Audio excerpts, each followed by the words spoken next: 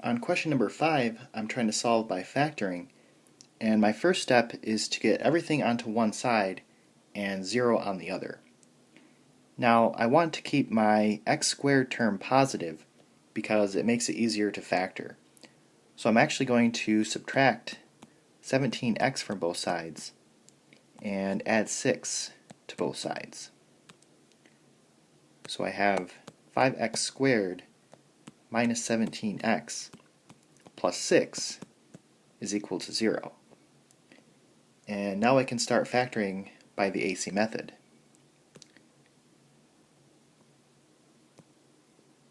So my AC is 5 times 6, which is 30.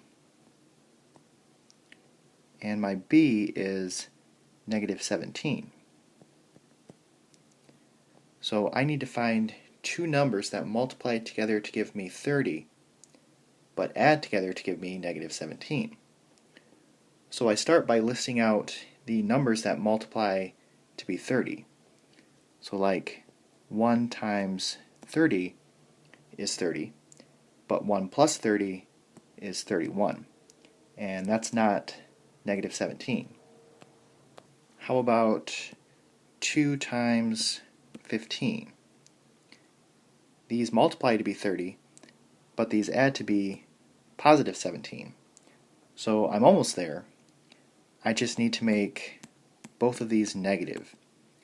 So negative 2 times negative 15 is positive 30, and these add to be negative 17.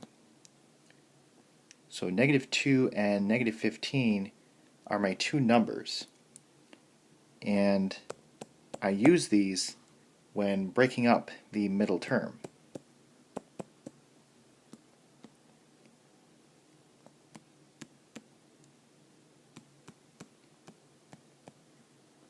So now I want to do factor by grouping.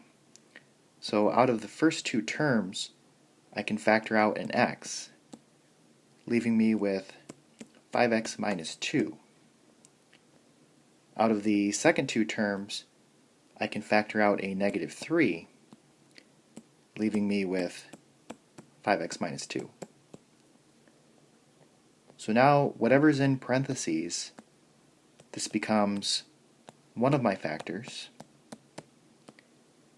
and whatever's outside of the parentheses, this becomes my other factor. And now I want to set both factors equal to 0, and then solve.